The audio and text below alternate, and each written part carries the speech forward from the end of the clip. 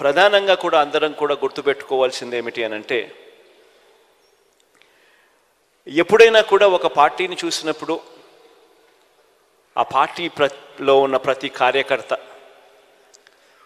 రాష్ట్ర స్థాయి నుంచి చూసుకుంటే గ్రామీణ స్థాయి వరకు కూడా ప్రతి కార్యకర్త కూడా తమ నాయకుడు ఎలాంటి వాడు అని ఆ నాయకుడిని చూపించి, అదిగో అతనే మా నాయకుడు అని కాలర్ ఎగిరేసుకొని చెప్పే విధంగా ఆ నాయకుడు, ఆ పార్టీ ఉండగలిగితేనే ఏ రోజైనా కూడా ఆ పార్టీకి గౌరవం ఉంటుంది. ఆ పార్టీని నమ్ముకొని ఉన్న క్యాడర్ గ్రామ స్థాయిలో తిరిగినప్పుడు, ఇంటింటికి వెళ్ళినప్పుడు ఆ క్యాడర్కి కూడా ఆ గౌరవం లభిస్తుంది.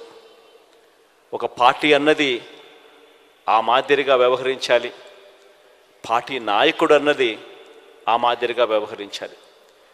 ఈ వ్యవహరించే అంశంలో ఇందులో మరీ ముఖ్యమైన అడుగు ఏమిటి అంటే విశ్వసనీయత అన్నది. ఈరోజు నేను గర్వంగా కూడా చెప్తా ఉన్నా, వైఎస్ఆర్ కాంగ్రెస్ పార్టీ ఒక్క పార్టీ మాత్రమే బహుశా దేశ రాజకీయాలలో ఏ గ్రామానికి వెళ్ళి, ఏ ఇంటికి వెళ్ళి అడిగినా కూడా విశ్వసనీయత ఉన్న పార్టీ ఒక్క వైఎస్ఆర్ కాంగ్రెస్ పార్టీయే అన్న మాట వినపడుతుంది. ఈ మాట చాలా చాలా చాలా ఒక రాజకీయ నాయకుడికి, ఒక రాజకీయ పార్టీకి చాలా చాలా అవసరమైన మాట ఇది. ఈరోజు నేను 2019కి ముందు 5 సంవత్సరాల గతంలో తెలుగుదేశం పార్టీ పాలన, చంద్రబాబు నాయుడు గారి పాలన చూశారు. 2014లో చంద్రబాబు నాయుడు గారు ఒక మేనిఫెస్టో తీసుకొచ్చాడు. ప్రతి సామాజిక వర్గానికి ఒక పేజ్ కేటాయిస్తూ తాను అధికారంలోకి వస్తే అది చేసేస్తాను, ఇది చేసేస్తాను అని చెప్తూ ప్రధానమైన ముఖ్యమైన వాగ్దానాలు కూడా చేశాడు. రైతన్నలకు రుణమాఫీ 87,612 కోట్ల రూపాయలని తెలిసినా కూడా, సాధ్యపడదు అని తెలిసినా కూడా 87,612 కోట్ల రూపాయల రుణమాఫీ నా మొట్టమొదటి సంతకంతోనే మాఫీ చేస్తాను అన్న మాట ఇవ్వడము, మేనిఫెస్టోలో పెట్టడము. అంతటితో ఆగలేదు. బ్యాంకుల్లో పెట్టిన బంగారం ఇంటికి రావాలి అని అంటే బాబు అన్నాడు.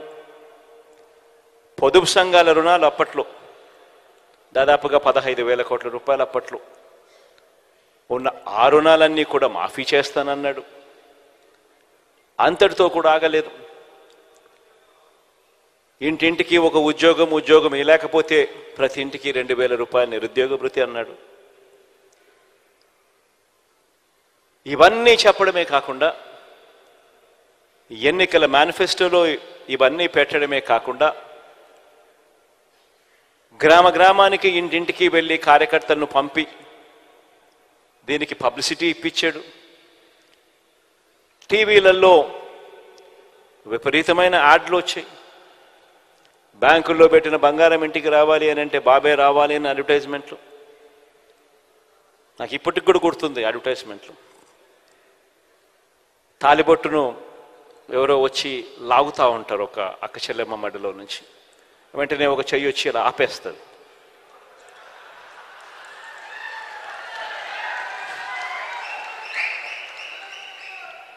ఆపితే వెంటనే మాటలు వెనకాల నుంచి, బాబు వస్తాడు, బ్యాంకుల్లో పెట్టిన బంగారం ఇంటికి వస్తుంది అని. రకరకాలుగా ఇలాంటి వాగ్దానాలు. 2014లో చంద్రబాబు నాయుడు గారు ఇలాంటి మాటలు చెప్పినప్పుడు మన పార్టీలో కూడా చాలామంది శ్రేయోభిలాషులు కూడా నాకు కూడా చెప్పారు, పోయేదేముంది, ఆయన చెప్తా ఉన్నాడు, సాధ్యం కాదని తెలిసిన ఆయన చెప్తా ఉన్నాడు, మనం కూడా చెప్దాము, పోయేదేముంది, ఎన్నికలు అయిపోతాయి, మన సంగతి మనం చూస్తామని చెప్పి చాలామంది నాతో కూడా అన్నారు. మన పార్టీలోనే ఉన్న వాళ్ళే. తప్పు కూడా కాదు, నేను వాళ్ళకు కూడా తప్పు కూడా అని ఎప్పుడు నేను అన్నాను. ఎందుకంటే వాళ్ళు చంద్రబాబు నాయుడు ఒకవైపున అబద్ధాలు ఆడుతూ ఉన్నాడు, కాదు సాధ్యమని తెలిసినా కూడా మోసం చేస్తూ ఉన్నాడు. మనమేమో నీతిగా నిజాయితీగా యుద్ధం చేయాలని మనం అంటా ఉన్నాం. ఈ మాదిరిగా యుద్ధం చేయడం కుదరదు అని నాకు సలహాలు కూడా ఇచ్చారు.